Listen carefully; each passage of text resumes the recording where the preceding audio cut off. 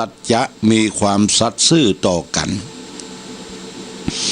คนเฮาถ้าบ่สัตย์ซื่อต่อกันมีจิตใจบิดผิวรับการบังใบ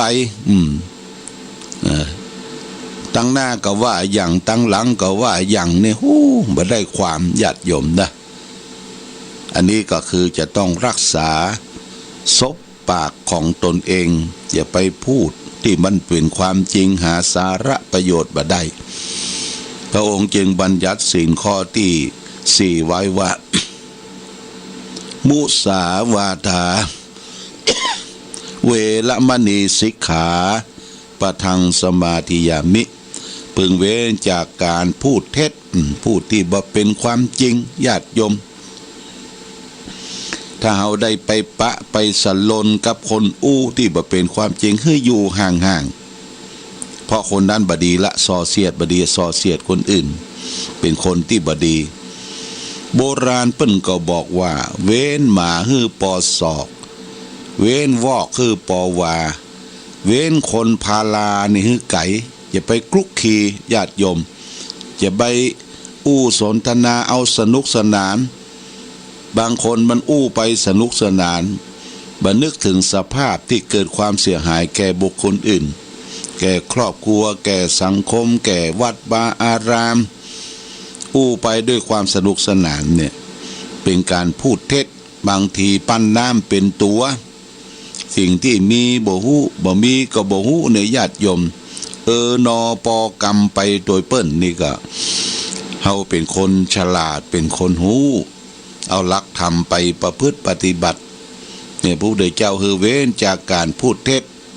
มุสาวาทาเวรมณีสิกขาปะทังสมาธิยามิ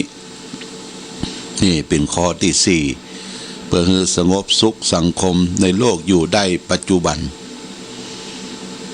ศีลข้อที่5สุราเมรยะมัชฌะปมาทัฏฐาเวรมณี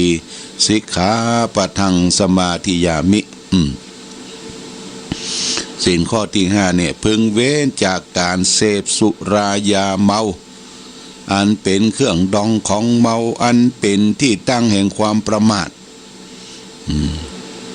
ยุกยาบงยาบ้ายายาเครวมอยู่นี่หมดญาติโยมรวมอยู่ที่ข้อ5พึงเว้นจากการเสพของมึนเมาคือโทษคือตาญาติโยมได้ฟังข่าวแล้วสลดจิตใจในปัจจุบันไปทางไหนเนี่ยก็มีด่านเกิดเอาไปทางจังใหม่นี่ก็2ด่านที่ชัยประการนี่ก็ด่านบ้านอายแล้วก็ไปถึงเจียงดาวก็ด่านแก่งปันเต้าญาติโยมเตี้ยรถจะฝั่งไปเนี่ยทำเวลารถเปิ่นเกิดเรื่องอย่างก็ถามว่าเกิดหายาเสพติดว่าก็แสดงว่าคนกล้าคนขายทำลายชาติเยาวชนของเฮานี่ยังมีอยู่ญาติโยมนะแต่ว่าอาตมาก็ได้เคยไปหลายประเทศญาติโยมไปประเทศที่มันเจริญอย่างประเทศอเมริกาประเทศญี่ปุ่นประเทศที่เพิ่นเจริญนะญาติโยมอย่างประเทศจีนเนี่ยเพิ่นปัจจุบันเนี่ยด่านตรวจคนด่านต่างๆที่รถสัญจรไปมาเนี่ยเพิ่นบ่มีละเพิ่นใช้กฎหมายอย่างเคร่งครัดญาติโยมนะกฎหมายถ้าไผกล้าไผขายไผเสพเปิ้นจับเปิ้นยับนี่กฎหมายเคร่งครัดยึดทรัพย์ยึดหยังหมดนะบางทีก็ประหารชีวิตเพราะทำลายชาติบ้านเมืองเนี่ยญาติโยมทำลายชาติบ้านเมืองเนี่ยเขาไปตามถนนหนทางต่างๆนี่ถนนสะอาดสะอ้านอย่างประเทศจีนนี่ก็เคยไปหลายครั้งก่อนมาเปิ้นบ่พัฒนาประเดี๋ยวนี้เปิ้นพัฒนาหมดถนนหนทางดีแต่ว่าจะเข้าเมืองเปิ้นญาติโยมบ่มีด่านเปิ้นใจระบบการถ่ายภาพ การถ่ายภาพรถจะเข้าจะออกเนี่ยเปิ้นถ่ายภาพพับเป๊บพับเป๊บพับเป๊บเช็คเอ็กซเรย์ไปเช็คเอ็กซเรย์ไปในตัวบ่ใจคนนะก็ทำให้ประเทศชาติบ้านเมืองของเปิ้นเนี่ยไปไหนคล่องแคล่วว่องไวบ่ต้องมีกลวยบ่ต้องมีด่านบ่ต้องมีคนเปลืองที่มาอยู่ตามถนนหนทางเอาสังเกตว่าตำรวจทหารเนี่ยอยู่เกิดถนนหนทางก็แสดงว่าประเทศเฮาเนี่ยยังบ่เจริญเตื้อญาติโยมนะประเทศญี่ปุ่นเนี่ยโอ้ประเทศเปิ้นสะอาดสะอ้านเสาะหาตำรวจทหารนี่บ่มีแต่เปิ้นใช้ระบบคอมพิวเตอร์ดูถนนหนทางและระบบแจ้งภัยถ้าแจ้งภัยโทรศัพท์ไป191กา199กา3 นาที5 นาทีเนี่ยเปิ้นจะมาถึงแล้วคือระบบอย่างนี้ประเทศอเมริกาก็เหมือนกันเปิ้นเจริญนะญาติโยมนะถ้ามีเหตุเพศภัยอันใดเกิดขึ้นเนี่ยเปิ้นเตรียมสแตนด์บายไว้ตลอดเวลาแต่นำหนทางเนี่ยก็มีสลามบกหรือว่าตำรวจทางบกตำรวจที่ดูแลถนนหนทางตามไฮเวย์ตามต่างๆขี่รถฝั่งฟ้าวนี่บ่ได้เปิ้นจำกัดขีดในโซนของโรงเรียนเนี่ยโซนของโรงเรียนโซนของชุมชนแออัดเนี่ยเปิ้นจะขี่รถแบบคืออยู่ในลิมิตอยู่ในความเรียกว่า40-50กาถ้าออกไฮเวย์ออกถนนหลวงนี่ขี่ช้าก็บ่ได้ละญาติโยมเปิ้นบังคับมือขี่ตามลิมิตเปิ้น80-90อันนี้ได้ไปหันได้ไปหูได้ไปทราบหันบ้านเปิ้นประเทศชาติบ้านเมืองเปิ้นการกุ่งรุ่งเรืองเจริญบ่มีด่านที่จะตรวจค้นเรื่องของยาเสพติดเรื่องของมึนเมาถึงเล่ากันมันญาติโยมนะเหล้าสุราเนี่ยเปิ้นบ่ไปเสียเวลากับสิ่งเหล่านั้นคือบ่ไปนั่งกันห้อมล้อมตั้งแต่เจ้าถึงค่ำถึงเย็นบ้านเฮานี่ยังก็ฉลองนะมีงานศพงานซากคนที่จะกางเต็นท์กางยังทำความสะอาดกางเต็นท์กันยังเอาละเริ่มละแล้วช่วงงานศพแหนกินกันตลอดเวลาในโรงครัวในห้องอาหารที่จัดทำเลี้ยงแขกก็มีแต่เหล้าแต่สุราบางศพบางงานนี่เสี่ยงเงินเป็นหมื่นญาติโยมหลายหมื่นขวดกองทะลึบขวดเหล้าขวดเบียร์ขวดสปะก็เฮาเสียไปโดยบ่ใจเหตุอันนี้อยากจะให้เราและท่านทั้งหลายได้คิดพิจารณาถึงศีล5ข้อที่5เนี่ยเพิ่งเว้นจากเสพสุรายาเมาอันเป็นเครื่องดองของเมาอันเป็นที่ตั้งแห่งความประมาทโทษของการเสพสุราเนี่ยมันมี6ประการดังเป็นผูกเป็นคำกรสอนใจไว้ว่าอันสุราเมรัยใครเสพติดพาชีวิตมืดมนจนฉิบหาย1ทรัพย์สินของตนนั้นพลันวอดวาย2อาจตายด้วยทะเลาะเพราะความเมา3เจ็บป่วยด้วยโรคาพยาธิ4คนตำหนินินทาพาอับเฉา5หน้าด้านหนักหนาเวลาเมา6ปัญญาเขาหดหมดสิ้นเนี่ยมีโทษถึง6ประการญาติโยมโรคภัยไข้เจ็บโรคที่เกิดขึ้นจากพิษสุรานี่1โรคทอมซินอักเสบกินข้าวมันไปเผาโลญาติโยมมันมีเมทิลแอลกอฮอล์เนี่ยแอลกอฮอล์เนี่ยยิ่งเหล้าเถื่อนเหล้าที่พิษเองทำเองต้มเองเนี่ยดีกรีมันก็หนักแล้วก็บางที่บางแห่งบอกว่าจะฮื้อดีกรีของเหล้ามันฉุนมันขึ้นดีกรีแห้งเนี่ยเอายาพิษเขาใส่ว่าญาติโยมยาพิษก็ใส่ที่เขาเล่ากันว่าบางทีเอาหญ้าคาเนี่ยไปจุ่มกัมม็อกโซนเนี่ยยาฆ่าหญ้านี่นะ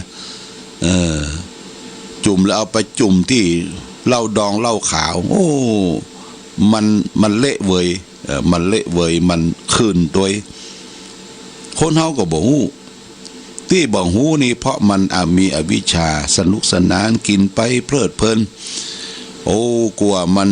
ร่างกายเฮานี่อดรนทนได้มีความต้านทานอยู่เป็นอย่างเตื้อตอนที่ร่างกายเฮาอดรนทนบ่ได้นะครับเป็นตับเป็นปอดเป็นทอมซินเป็นโรคกระเพาะโอ้ทุกทนทรมานญาติโยมเด้อทุกทนทรมานบางคนกินเหล้าติดเหล้าเป็นลิซึมลิซึมหมายความว่าถ้าบ่ได้กินเนี่ยมันส้มปากมันส้มปากมันมีอย่างขาดขึ้นมาจะต้องจึ้มอยู่ตลอดเวลาเรียกว่ามตลวเมาตลอดวันซ้อมตัวเองตัวเก่าบางทีซ้อมตัวเก่ายุบเป็นตี้บางทีสมาเตมาเลียปากก็ยังหมูเตื้อยุบเป็นตี้สภาพของความเป็นมนุษย์เป็นคนหมดไปญาติโยมนะเปตีหน้าสังเพศเวทนาต่อคนที่ติดสุรายาเมาแต่นั่นแหละญาติโยมคนเฮาท่านหลงเหียอย่างหลงกับสิ่งเหล่านั้นไผห้ามตึงบ่ฟังบางทีก็อวดตนอวดตัวนะอยากจะโชว์ตัวเองว่าเป็นผู้ที่มีความสามารถที่จะดื่มจะกินอวดโชว์คนอื่นเนี่ยอย่างคนที่ไปกระทำชำเราไปเต็กไปเมกเปิ้นเยาวชนเนี่ยสุดท้ายสรุปแล้วก็เรื่องเหล้าเรื่องยาเนี่ยหาว่าเมาบ่ฮู้กลัวจะฮู้ตัวก็อยู่ในคอกปะกลัวจะฮู้คิงน้ำปิงป่อแห้งญาติโยมนะอันนี้ก็เรื่องของศีลห้านี่เฮารับจากตูเจ้าไปก็พึงประพฤติปฏิบัติเป็นศีลประจำมนุษย์คนเฮาทุกคนที่จะพึงประพฤติปฏิบัติถึงแม้ว่าบ่ได้รับจากตูเจ้าพระสงฆ์บ่มีการมีงานเฮาก็ปฏิบัติด้วยตนเองตื่นขึ้นมาก็พึงเว้นจากการฆ่าสัตว์ตัดชีวิตเบียดเบียนสัตว์เล็กสัตว์น้อยมีเมตตาธรรมข้อ2ก็พึงเว้นจากการคิดโลภของคนอื่นข้อ3คิดเว้นจากการนอกอกนอกใจที่รักษามีเมียแปลงของตนเองข้อ4พึงเว้นจากการพูดเท็จพูดที่บ่เป็นสัพพะวาจาผู้กำจริงออกมานี่คนเฮาความจริงเป็นสิ่งที่ไม่ตายถ้าอูปดหมดเทละเสียเครดิตคนบ่ให้เชื่อถือละข้อที่5ก็พึงเว้นจากเสพสิ่งเสพติดคือโทษสุรายาเมายาอยาบ้ากัญชาทุกสิ่งทุกอย่างที่มันเป็นพิษเป็นภัยต่อร่างกายสร้างความเดือดร้อนกว่าตนเองและคนอื่นเนี่ยพึงเว้นนะถ้าเรามีศีล5บริสุทธิ์พุทธผ่องเนี่ยเราก็จะมีความสุขความเจริญในชีวิตความเป็นอยู่ของเราและครอบครัวเอาละญาติโยมท่านสาธุชนทั้งหลายนี่ฝากเป็นหลักคิดชีวิตจะสดชื่นแจ่มใสโดยปัจจัยที่เราจะต้องน้อมนำรักธรรมศีล5มาประพฤติปฏิบัติคือแก่ตัวเองครอบครัวสังคมชุมชนตลอดถึงประเทศชาติบ้านเมืองของเราคือมีความสุขความเจริญปองดองรักใคร่สมานสามัคคีซึ่งกันและกันวันนี้รายการธรรมะประทีปส่องต่างได้มาพบปะกับญาติโยมท่านสาธุชนทั้งหลายก็พอสมควรแก่กาลเวลาก็ขออำนวยอวยใจอ้างเอาคุณพระศรีรัตนตรัยมีคุณพระพุทธพระธรรมพระสงฆ์บุญบารมีของครูบาอาจารย์มีท่านเจ้าครูบาศรีวิจัยเป็นต้นเป็นประธานจงปกปักรักษาญาติโยมท่านสาธุชนทั้งหลายเพื่อได้มีความสุขความเจริญประกอบไปด้วยจตุรพิธพรใจทั้ง4ประการคือมีอายุวันนะสุขภระมีปฏิภาณธนสารสมบัติธรรมสารสมบัติทุกที่วาราธิการรายการธรรมะประทีปส่องต่างก็ขอลาก่อนขอผู้ฟังจงตั้งมั่นจิตหันษาโดยธรรมะขององค์พระพุทธา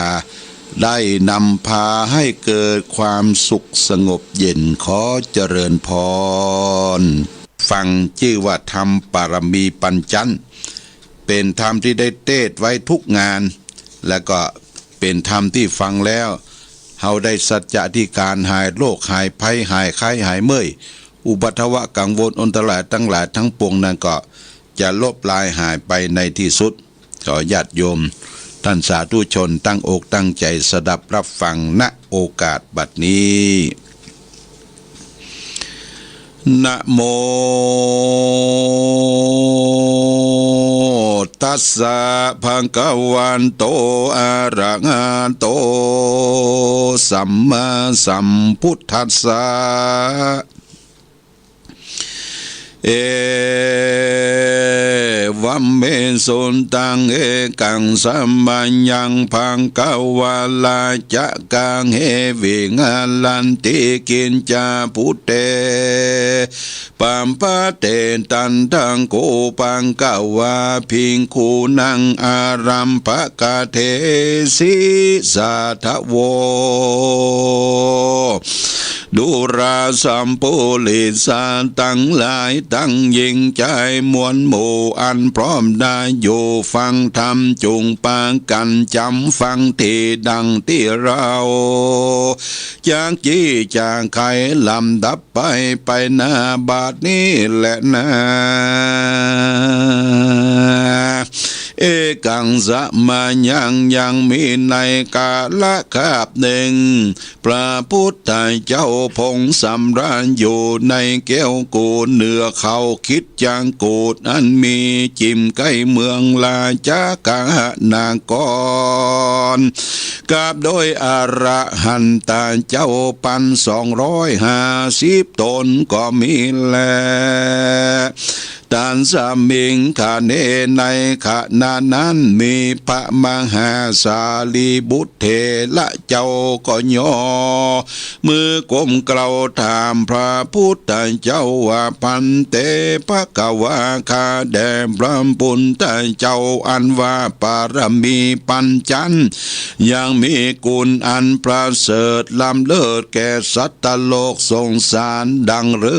อจ้าขออาราธนาพระพุทธเจ้าเทศนาภายโพธิเกิดแก่ประโยชน์แก่สัตว์โลกทั้งหลายไปหน้าแดดเตออาทาโคภะกวางอันว่าพระพุทธเจ้ากันว่ามหาสารีบุตรเถระเจ้ามาก้มเกลาอาราธนาขอเทศนาธรรมดวงประเสริฐพระก็มีกำบังเกิดเมตตาจริงตั้งเก้าเทศนาว่านามัตถุวรัตนตยังตานะปาลามิโยโสภกวาอิติปิตานะอุปปาลามิโยโสภกวาอิติปิตานะปรมัตถปาลามิโยโสภกวาอิติปิสีละปาลามิโยโสภควาอิติปิสีละอุปปาลามิโยโสภควาอิติปิสีละปรมัตถปารมิโยโสภควาอิติปิเนคขมะปารมิโยโสภควาอิติปิเนคขมะอุปปารมิโสโยโสภควาอิติปิเนคขมะปรมัตถปารมิโยโสภควาอิติปิปัญญาปารมิโยโสภควาอิติปิปัญญาอุปปารมิโยโสภควาอิติปิปัญญาปรมัตถมาปารมิโยโสภควาอิติปิวิริยะปารมิโยโสภควาอิติปิวิริยะอุปปารมิโยโสภควาอิติปิวิริยะปรมัตถปารมิโย โสภะกวาอิติปิขันติปะละมิโยโสภะกวาอิติปิขันติอุปปะละมิโยโสภะกวาอิติปิขันติปรมัตถปรมิโยโสภะกวาอิติปิสัจจะปรมิโยโสภะกวาอิติปิสัจจะอุปปรมิโยโสภะกวาอิติปิสัจจะปรมัตถปรมิโยโสภะกวาอิติปิอธิฐานปรมิโยโสภะกวาอิติปิอธิฐานอุปปรมิโยโสภะกวาอิติปิอธิฐานปรมัตถปรมิโยโสภะกวาอิติปิเมตตาปรมิโยโสภะกวาอิติปิเมตตาอุปปรมิโยโสภะกวาอิติปิเมตตาปรมัตถปรมิโยโสภะกวาอิติปิอุเบกขาปรมิโยโสภะกวาอิติปิอุเบกขาอุปปรมิโยโสภะกวาอิติปิอุเบกขาปรมัตถปรมิโยโสภะกวาอิติปิมหาทานะสะพะโลพลังพลาปัญญังปัญญาเตจังสีลังสีลันจะคุณังคุณาโอคิตังโอคาตาสัมปันโนโสภะกวาอิติปิเวทิตาพังเวทิตาภามหาทัสสะภราพรังภาวนังภาวนาปุญญังปันปุญญาเหตุปัจจโยโสภะกวาอิติปิอุตตมังอุตตมาเหตุปัจจโยสัมปันโนโสภะกวาอิติปิพุทธัสสะสัมพุทโธมหาทัสสะภรามุนีมุนามหาคุณาคุณังราจราจังอาปัตตาสาลิหิพิตาจริญาสัมปันโนโสภะกวาอิติปิสมิติงสัปรมิโยปุริสุโตโสภะกวาอิติปิอหัมปิโคมิจราธัมโมจราอนาติโตหันตยังกัลยาณังอโรมิกาเยนะวาจามนัสสติอหัมปิโคโหมิพยาติธัมโมพยาติอนาติโตหันตหังกัลยาณังกะโลมิกาเยนะวาจามนัสสติอหัมปิโคมิวจราธัมโมมรณะอนาติโตหันตยังกัลยาณังกะโรมิกาเยนะวาจา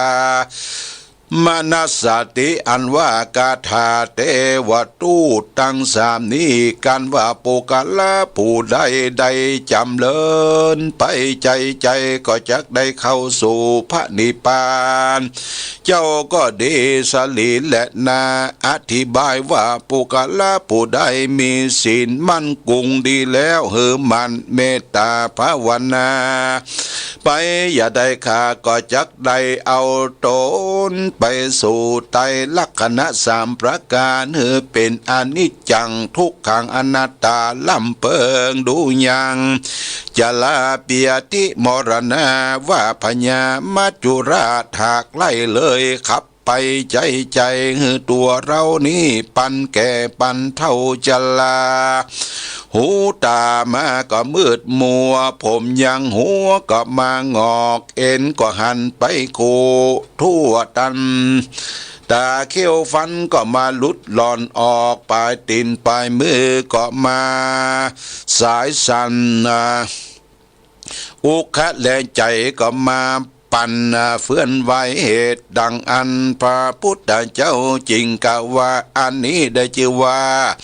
เทวตูตปัทมหัวตีนั่นแหละพญาติอนาติโตนั้นก็มีโลคะพญาตมาเบียดตนบอกขาดกะกินจากนอนก็มาลำบากมาเป็นทุกข์ยากนังนาอันนี้จะว่าเทวตูตตวนสองและนา มรณังอนาติโตทัดนั้นไปพญาติตัวแรงกามันบ่ไหวท่า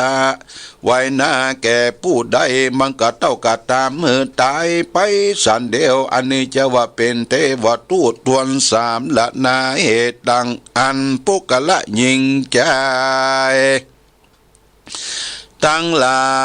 ยกวนลำเปิงดูยังเทวทูตทั้งสามนี้ไว้เป็นกรรมฐานว่าอะยังอัตตภาโวอนิจจังทุกขังอนัตตา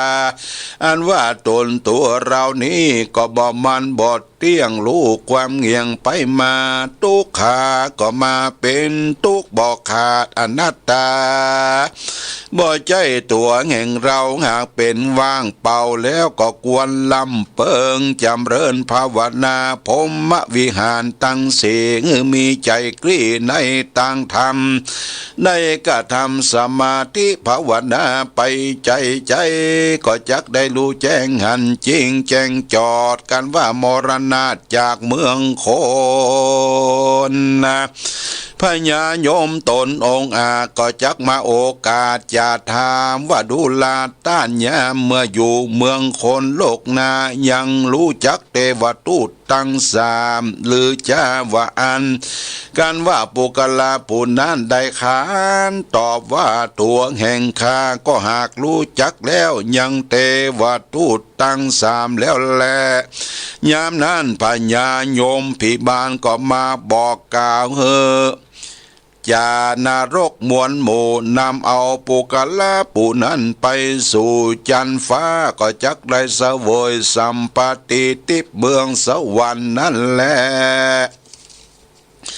มนุษย์อันว่าคนตั้งหลายบ่รู้จักเทวทูตตั้งสามกันว่าพญาโยมมาลาถามดังอัน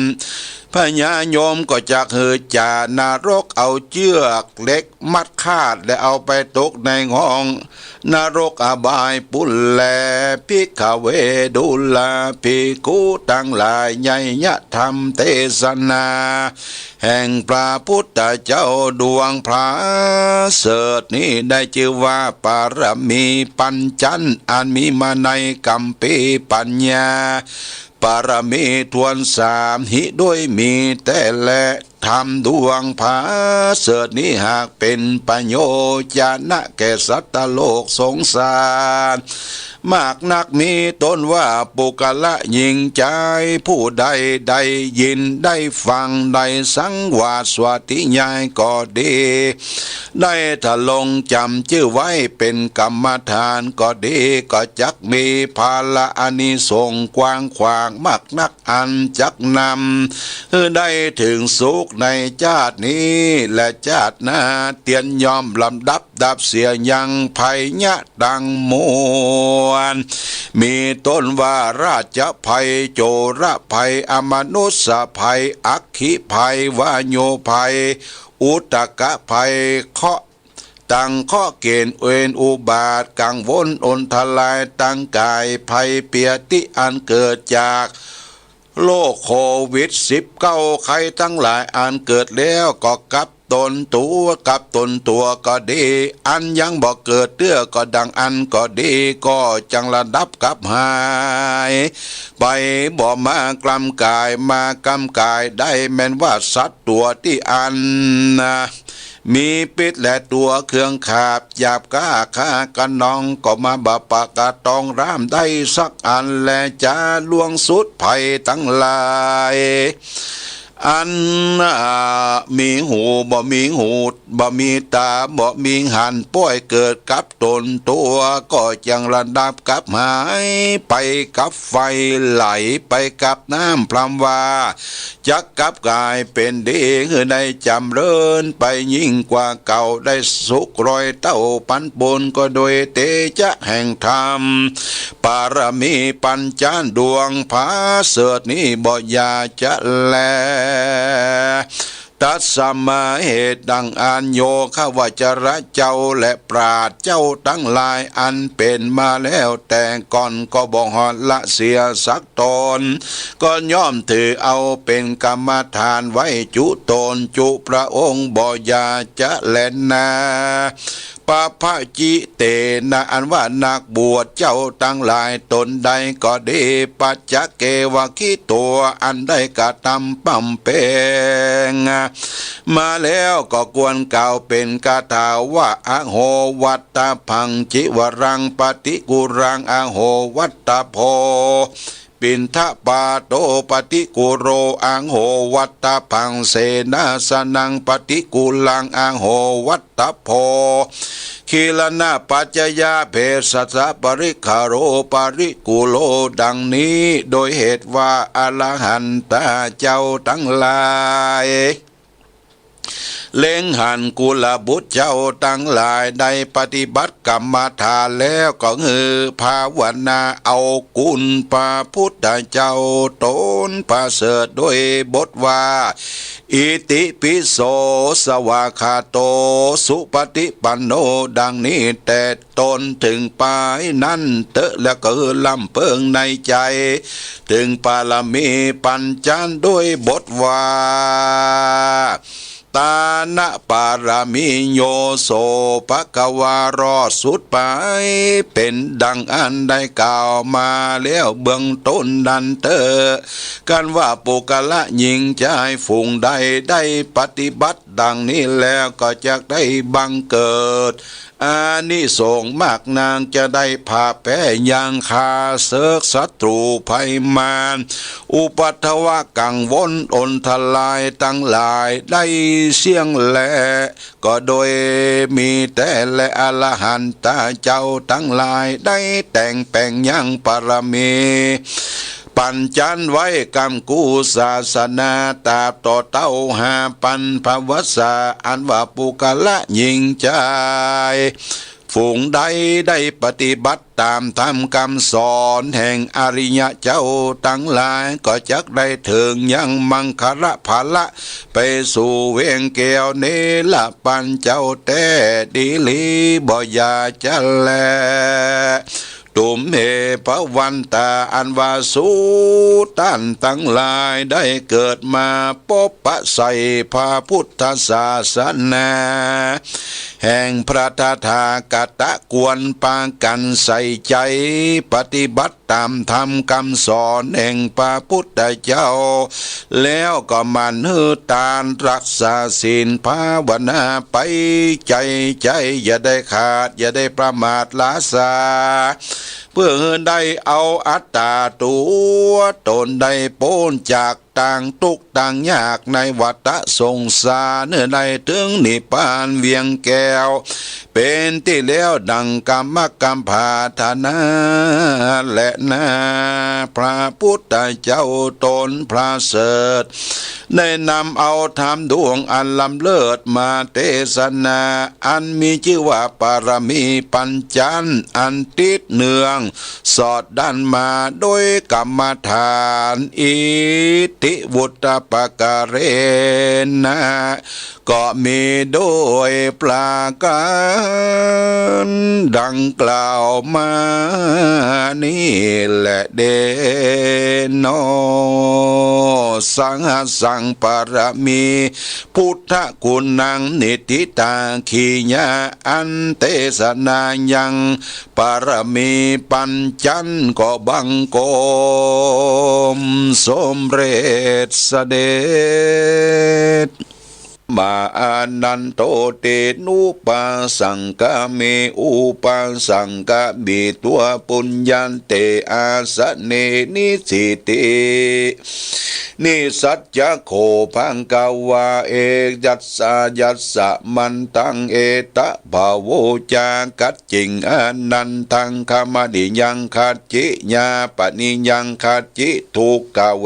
ทนาปฏิกามันติโนอาปิกามันติโนอาปิกันติอาปิกาโมสนังปัญญาติโนอาปิกาโมตินะเมพันเตกามนิยังนะนาปะนิยังอานาระคณาตุกะเวตนาอาปิกะมันติอาปิกะโมสนังปัญญาญาติโนอาติ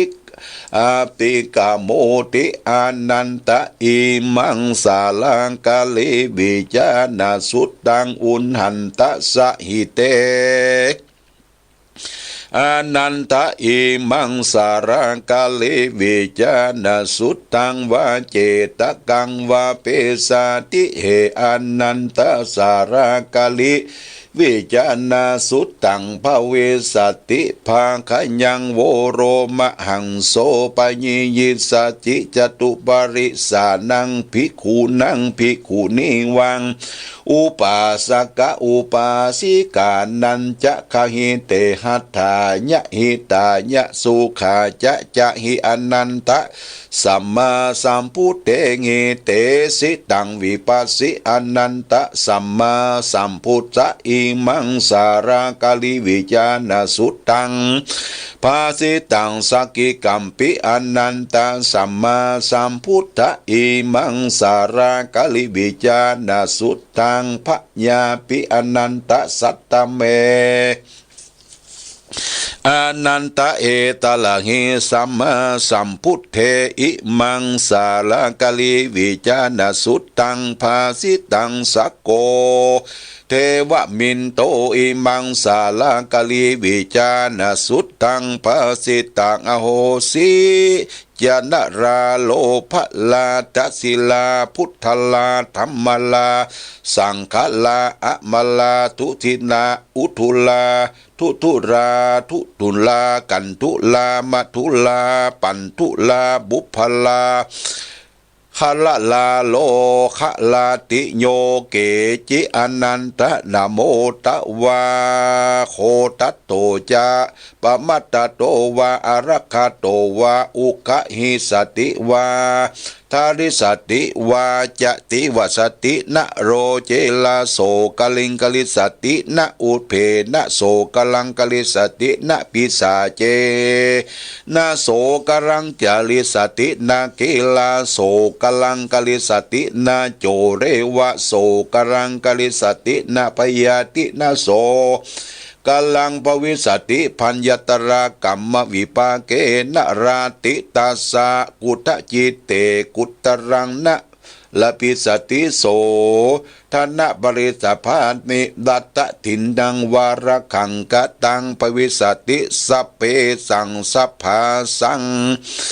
สัพเพสังอุปาสกานังอุสัพเพสังอุปาสิกานังหันตะสันตตังรักขังกตังภวิสตินะปะเสนตาสังรักขังกตังภวิสติวะจักกุสันตสะโสตสันลักขังกตังภวิสตินะชิวหาสันตาสังรักขังกตังภวิสตินะภวะสันตตังรักขังภวิสตินะนะโมสันตาสังรักขังกตังภวิสตินะภวังคะสันตสังรักขังกตังภวิสติหันตตุรังนะรพิลิพิสติอัทโควายักขีวายักขปโตวายักขปติวายักขมหามาโตวายักขมหามาติวายักขปริชโชวายักขปราชชีวายักขปัจจารโรวายักขปัจจาริวาขันธโภวาขันธพีวาขันธปโตวาขันธปติวาขันธมหามาโตวาขันธมหามาติวา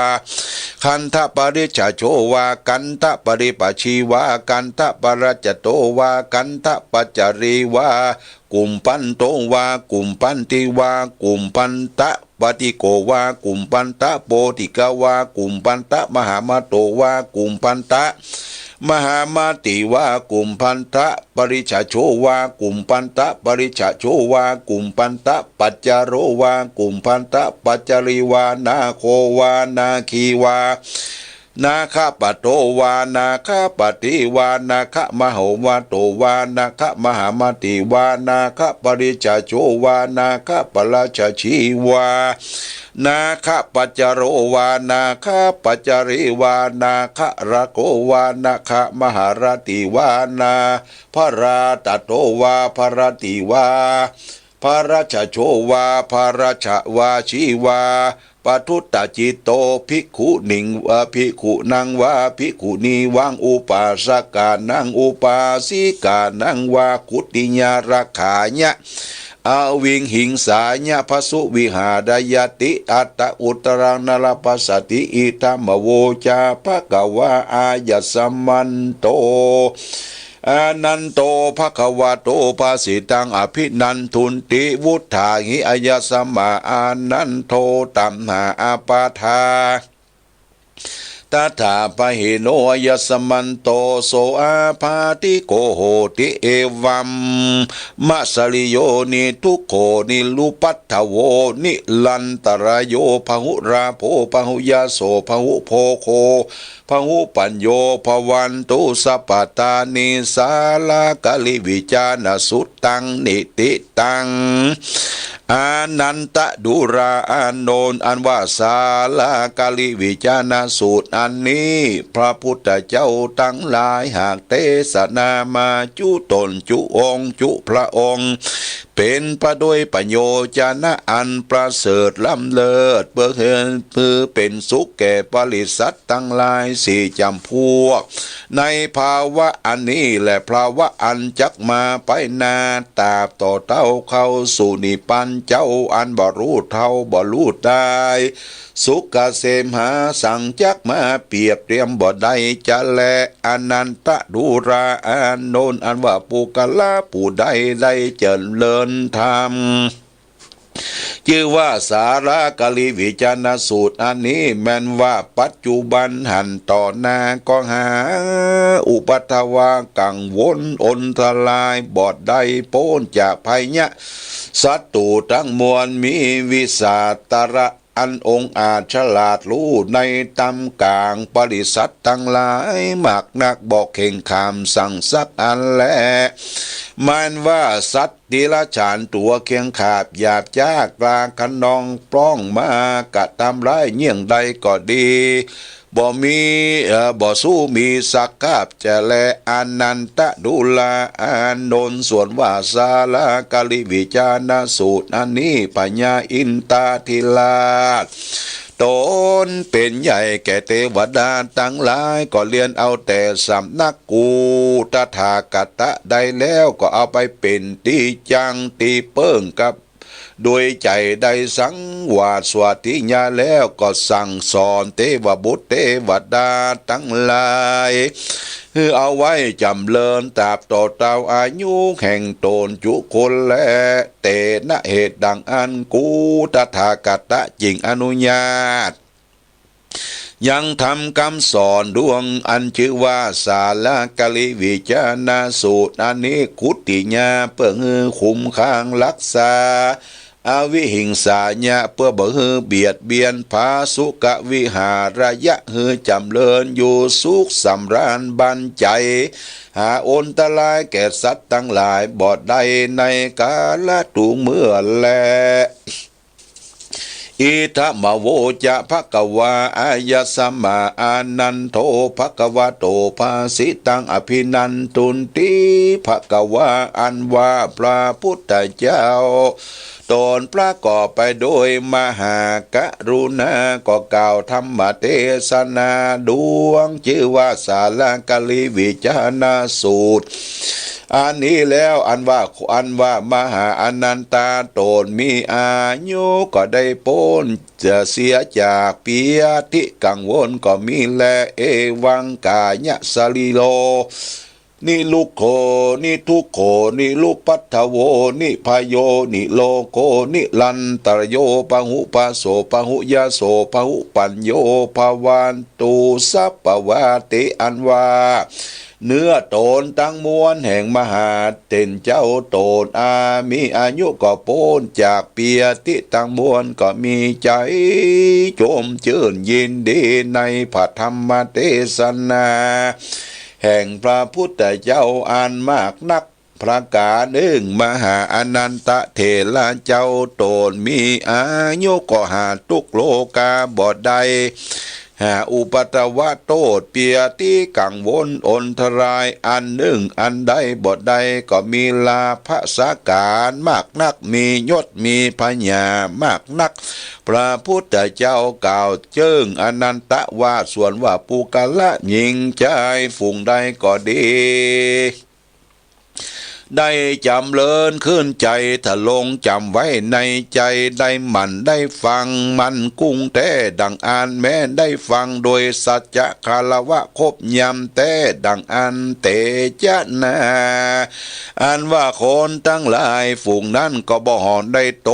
มนัดกัดใจสักเตื้อก็เจ้าอยู่ดีมีสุขได้โจกได้ลาผ่าแพ้ข้าศึกศัตรูและอุปัฏวะกังวลอนทลายภัยตั้งมวลและก็เจ้าจักประกอบไปด้วยกายิกสุขเจจติกสุขในจตุอิริยาบถทั้งสี่ประการ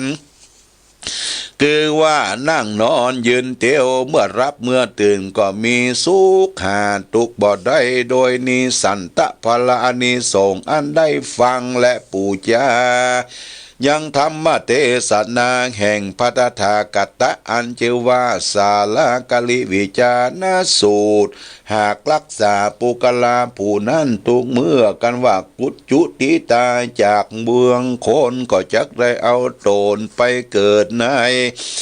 จานฟ้าเลิศพระเสริฐเสวยสัมปติทิปันมากนักแลกันว่าจุติจากเมืองฟ้าก็จะเกิดในขกูล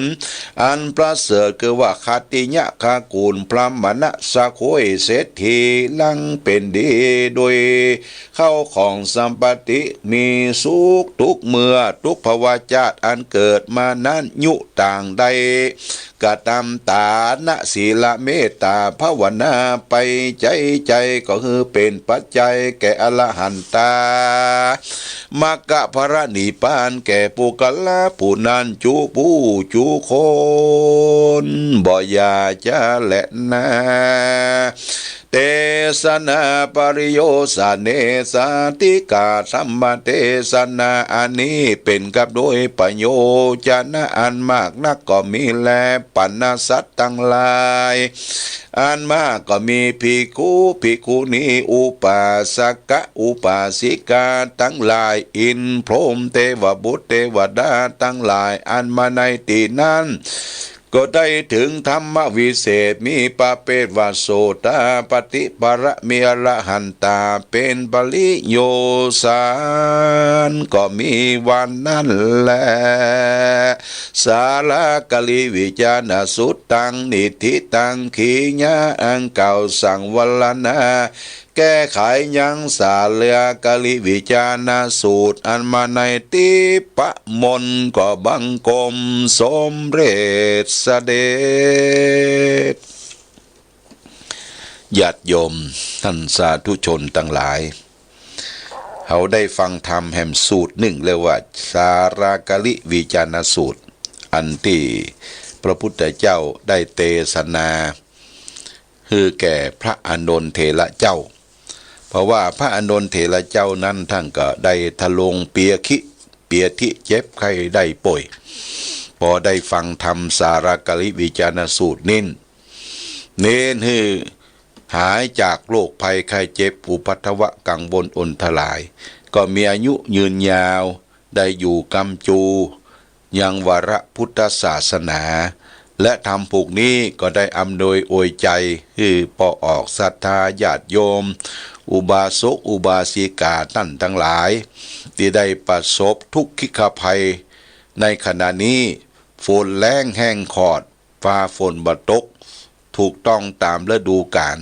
มีโรคภัยไข้เจ็บเข้ามาเบียดเบียนสู่บ้านสู่จองเฮาหายใจห้อนปากห้อนดังไปที่ไหนก็มีคนเอาผ้าปิดจมูกปิดหูดังปิดปากเหมือนกับไอ้โม่งญาติโยมสิ่งทั้งหลายทั้งปวงนะก็คือมันอนทานกับ ขอโทษคือมันอนทานกับหายไปตามไอนะตามมันไอตามที่มันเกิดขึ้นญาติโยมท่านสาธุชน คนดีเท่าอันที่จะอยู่ในโลกนี้ได้คือมีศีลมีธรรมไหวนบครบยำศีลกรรมฐานก่อนรับก่อนนอนไหวกุลพ่อกุลแม่กุลพระพุทธพระธรรมกับสงฆ์ดั่งเจริญสมาธิภาวนาแผ่เมตตาให้แก่สรรพสัตว์ทั้งหลายก็อยู่บ้านอยู่จองปฏิบัติปัดโปไปเขาก็ฟังข่าวฟังอย่างไปความสุขความปรากฏก็จะเกิดมีขึ้นแก่เราและท่านทั้งหลายเอาละวันนี้รายการธรรมะประทีปสั่งส่องต่างซึ่งบาที่จะได้มาอู้สดให้แก่ญาติโยมเพราะว่าภารกิจที่ต้องไปที่อื่นก็มีเทปมีหยังนำมาฝากญาติโยมอยากจะโทรหลังไมค์ไปถามก็ได้โทรหลังไมค์ไปอู้ไปจากันเนอ0819515864ทางว่างๆก็อู้ไปโทรไปหากันหายงอบหายเงาก็จะชี้แนะนำให้อยู่กันโดยความสุขโดยความเจริญยิ่งขึ้นไปวันนี้รายการธรรมะประทีปส่องทางก็ขออำนวยอวยใจให้ทุกท่านได้มีความสุขความเจริญประกอบไปด้วยอายุวรรณะสุขภระเหมือนกันทุกรูปทุกท่านทุกคนด้วยเถิดสักเกกาเมจะรูเปคิลิสิขลตาเตจันตริเควิมาเนทิเปลาเตจะคาเมตลวนาคาเนอารามวัตุเมเกเตภุมมัฏฐาตโยจตุโรกาปาระราชายามะราชาอินโตเวสสุวรรณราชาริยเมตไตโยโพธิสัตตาวกาทโยริยสาวกาจะปุถุชนะกัลยาจะสัมมาทิฏฐิเยวะพุทเทปัสสนาธัมเมปัสสนาสังเคปัสสนาพุทเทสกลวาธัมเมสกลวาสังเคสกลวาอิโตทานะโตยาวะปรัมปราอิมัสสมิงโสจักวะเรสุเทวนานังมุนิลวะจันนังสาทโวโนสุนันตุธรรมสวนาการโรยัมพัตันตาธรรมสวนาการโรอายัมพัตันตาธรรมสวนาการโรยัมพัตันตาสมันตาจักวะเรสุอัทราคาฉันตุเทวตาสัทธัมมังมุนิลาสัสสะสุนันตุสกโมขะทังนะโมตัสสะภะคะวะโตอะระหะโตสัมมาสัมพุทธัสสะนะโมตัสสะภะคะวะโตอะระหะโตสัมมาสัมพุทธัสสะนะโมตัสสะภะคะวะโตอะระหะโตสัมมาสัมพุทธัสสะพุทธังสรณังกัจฉามิธัมมังสรณังกัจฉามิสังฆังสรณังกัจฉามิพุทธัมพุทธังสรณังกัจฉามิตุติยัมปิพุทธังสรณังกัจฉามิตุติยัมปิธัมมังสรณังกัจฉามิตุติยัมปิสังฆังสรณังกัจฉามิตติยัมปิพุทธังสรณังกัจฉามิตติยัมปิธัมมังสรณังกัจฉามิตติยัมปิสังฆังสรณังกัจฉามิยานิทัพพุตานิสัมมาคาตานิภุมมานิวายานิวะอันตะเลเกสะเปวะพุตาสุนานาภวันตุอัตุปิสักกะสุนันตุปาติตันสัสสมาหิพุตานิสาเมทะสะเปเมตังกโรตามนุชิยาปัจฉายติวาจารโตจะหารันติเยภาลิงตัสสมาหิเตลคตะอปมาตายังกินจีวิตังอิตาวาหูลังวาสักเกสุวายังรัตตันดังปานีตังนานุสัมมังอาทิตาทากเตนะอิธรรมพิพุเทรัตนังปานีตังเอเตนะสัจเจนะสุวัติโหนตุขยังวิลากังอมตังปานีตังทยัสสกาสักยามุนีสมัยโตนะเตนะธรรมเมนะสมาธิกินจิตัมปิธรรมเมรัตนังปานีตังเอเตนะสัจเจนะสุวัติโหนตุยัมพุทธเสโตปริวันนายิสุจิงสมาธิมานันตาริกัญญมหุสมาธินาเตนะสมุนาวิเชติตัมปิธรรมเมรัตนังปานีตังเอเตนะสัจเจนะสุวัติโหนตุเยปุคาราอัตตสตังปัสสตจัตตลิเอตานิยุกานิ หุนติเตทักขินายาสุขาสัตตสาวกาเอเสสุทินานิมหาปรานิอิตัมปิสังเคลัตตานังปณิตังเอเตนะสัจเจนะสุวัติหุนโตเยสุปยุตามนาสานันเหนานิกามิโนโคตมาศาสนามิติปฏิปตาอมตังวิกังหารตามุตานิปุติงปุญชมานาอิตัมปิสังเคลัตตานังปณิตังเอเตนะสัจเจนะสุวันตุตุยตินตะกิโลปัทวิงสิโตสิยาจตุปิวะเปปิอาสัมปะกะปิโยจตุมังสปุริสังวัฏามิโยอริยสัจจานิอเวจะปัสสติอิตัมปิสังเคลัตตานังปณิตังเอเตนะสัจเจนะสุวันตุเยอริยสัจเจวิภายันติคัมปิลปัญญาเตสุเทสิตานิกินจาปิเตโหติสุขปมัตตานะเตวังภะอาตามันตมะตดีตัมปิสังเคลัตตานังปณิตังเอเตนะสัจเจนะสุวัตตุโตสหวัสสะทัสสะสัมปทายาเยสัตุธัมมา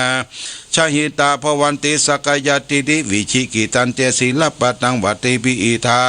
ยะทันติกินจิปตุประเยหิวาวิปจาวิมุปปตุจาติธานิอาภาโภกตุงอิตัมปิสังเคลัตตานังปณิตังเอเตนะสัจเจนะสุวันตุกินจาปิโสกัมมังกโลติปะปะกังกายเยนะวาจาอุตเตสตาวาอาภาโพโสตัสสะปฏิชเดยะอธัมปราทิตะปัจจันจาบุตาดิอิตัมปิสังเคลัตตานังปณิตังเอเตนะสัจเจนะสุวันตุวะนัมปะคุมเพยทาผู้สติตะคิมหานามาเสปะธรรมิงคิมเหปะธรรมามะตังธรรมวรังเอติสยิอิตัมปิทารามิงปรมังหิตายะอิธัมปิผู้เตรัตนังปณิตังเอเตนะสัจเจนะสุวันตุวะโรวะรัญโยวรโรวรหะโรอนุตตโรธรรมวรังอาเตสยิอิตัมปิผู้เตรัตนังปณิตังเอเตนะสัจเจนะสุวัติโหนโตขีนังปุรานังนวังนติสัมภวังวิลัตติตายติเกภวสเมเตขีนาพิจาวิจุนิจันตานิพันติลายถายัมปฏิโปหิตัมปิสังเคลัตตานังปณิตังเอเตนะสัจเจนะสุวัติโหนโตยานเตทัพพุตานิสัมมาคตานิภุมมานิวายานิวะอันตเลเกตถาคตังเทวามนุสานาปูจิตังพุทธานาสัมมาสุวัติอุนโตยานิทัพพุตานิสัมมาคตานิภุมมานิวะยินิวะอันตเลเกตถาคตังเทวามนุสานาปูจิตังธรรมนามัสสะเมสุวัติอุนโตยานิทัพพุตานิสัมมาคตานิภุมมานิวายานิวะอันตเลเกตถาคัตังเทวามนุสปุติสังฆังนามัสสะเมสุวัติอุนโตรัตนาสุตังนิธิตัง